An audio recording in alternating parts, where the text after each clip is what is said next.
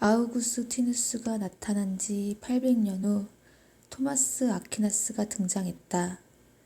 플라톤 철학을 기초로 한 아우구스티누스 주의는 아리스토텔레스 철학을 기초로 한 토마스 주의에 자리를 내어 주어야 했다. 13세기는 토마스 주의의 전성기였다. 아퀴나스가 태어났을 때 기독교는 전성기가 끝나고 쇠퇴기로 접어들어 국왕과 교황이 정치적으로나 경제적으로나 치열한 권력 다툼을 벌이고 있었다.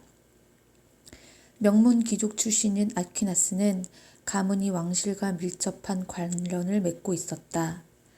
그의 사촌형이 바로 국왕이었던 것이다. 아퀴나스의 부모는 아들을 왕실에 도움이 되는 인물로 만들기 위해 그를 몬테 카시노의 수도원으로 보내 교육시켰다. 장차 아들이 장성해 수도원장이 되면 수도원을 교황에게서 떼어내 왕실 편으로 끌어들일 수 있을 것이라는 계산이 깔려 있었다. 그러나 모든 계획에는 변수가 생기는 법이다. 아퀴나스가 집안의 기대를 저버리고 수도사가 되어 교회의 편에 서기로 한 것이다. 이 소식을 들은 그의 부모는 아들이 집안을 배신하고 왕실의 명예에 먹칠을 했다고 크게 화를 냈다.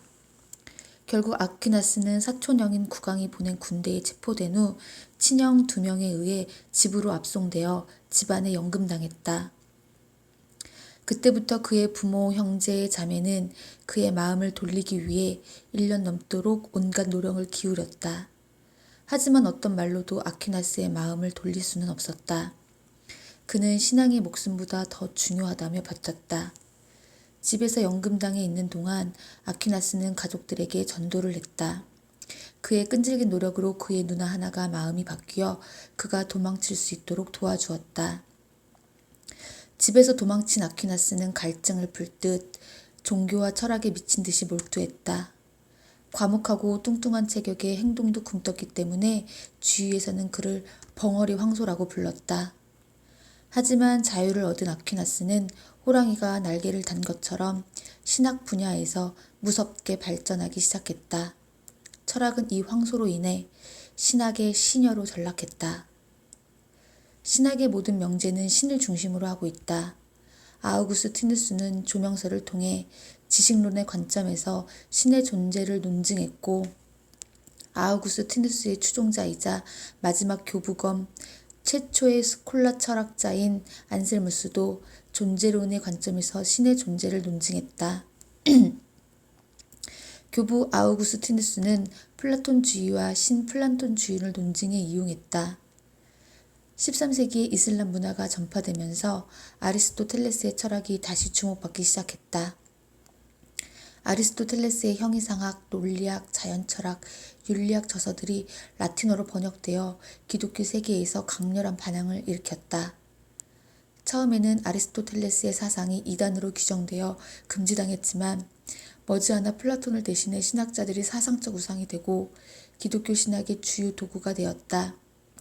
해안을 가진 아퀴나스는 이러한 흐름을 빠르게 읽고 아리스토텔레스 학설을 받아들여 이성인식과 자연철학을 연구했다. 그는 플라톤의 보수적인 학설을 버리고 아우구스티누스의 선언론은 수정해 기독교를 발전시켰다. 아퀴나스는 이성과 신앙, 철학과 신학의 관계를 정리했다.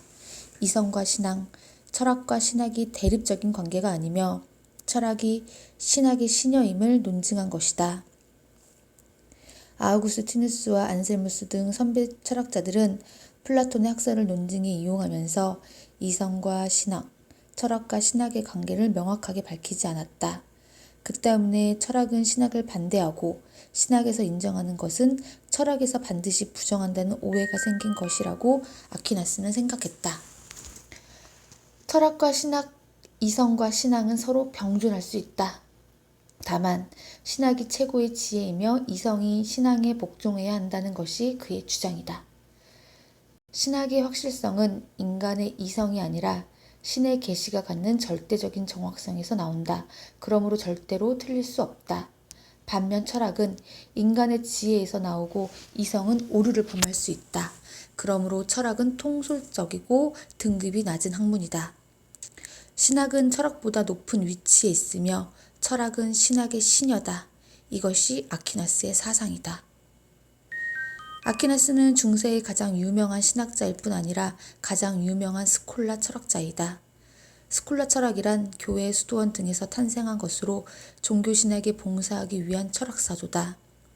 스콜라 철학은 교부 철학 기초 위에 세워졌다. 아우구스티누스로 대표되는 교부 철학은 기독교가 처음 시작될 때 생겨났다. 기독교가 갖가지 내후외환을 겪으며 교부들이 기독교의 교리를 변호하기 위한 논거가 필요했기 때문이다. 스콜라 철학이 탄생했을 때는 기독교가 이미 정통 종교로 우뚝 서 있었으므로 학자들은 기독교의 교리를 논증하는 데 집중했다. 스콜라 철학은 초기에는 기독교 교리를 논증하고 체계화시키는 데 크게 기여했지만 자연과학 배척, 경험과 지식 무시, 권위에 대한 맹목적인 숭배, 형식 논리의 단편적인 이용 등의 한계를 가지고 있었기 때문에 점차 형식주의 대변인으로 전락했다. 스콜라 철학자들은 유명론과 실제로 두 파로 나뉜다. 두 파는 개별자와 보편자의 문제를 둘러싸고 철학 논쟁을 벌였다. 개별자와 보편자를 둘러싼 논쟁은 플라톤과 아리스토텔레스로부터 시작되어 유명론과 실제론을 거쳐 훗날 경험론과 이성론의 논쟁으로 이어졌다. 플라톤의 이데아론은 보편자가 개별자보다 높다고 주장하며 실제론을 대표한 반면 아리스토텔레스는 개별적인 사물이 제1실체이고 개별적인 사물일수록 실체성이 강하다고 주장했다. 그런데 아리스토텔레스는 한편으로 또 형상이 진료보다 우월하다고 했기 때문에 관점이 애매하다. 근대에는 유명론에 대응되는 경험론과 실제론에 대응되는 이성론이 서로 논쟁을 벌였다. 유명론과 실제론 간의 논쟁의 핵심은 바로 개별과 보편의 관계다. 유명론에서 보편자는 객관적인 실체성이 없으며 개별적인 사물만이 진정으로 존재한다고 주장했다. 실제론에서는 보편자가 객관적인 실제성을 가지며 개별적인 사물보다 우선해서 독립적으로 존재하는 정신적 실체라고 주장했다. 이 학파의 대표적인 인물로는 안셀무스, 토마스 아퀴나스 등이 있다. 오랫동안 이어진 유명론과 실제론의 논쟁으로 두 학파 모두 타격을 입었으며 스콜라 철학도 내리막길을 걸었다. 아우구스투누스와 토마스 아퀴나스 두 사람은 기독교 철학의 양대 기둥이다. 그중 한 사람은 플라톤 철학과 신플라톤주의 사상을 흡수하고 다른 한 사람은 아리스토텔레스 사상을 받아들여 기독교에 녹여냈으며 종교의 문제를 이성으로 해석함으로써 기독교 철학의 전성기를 가져다 주었다.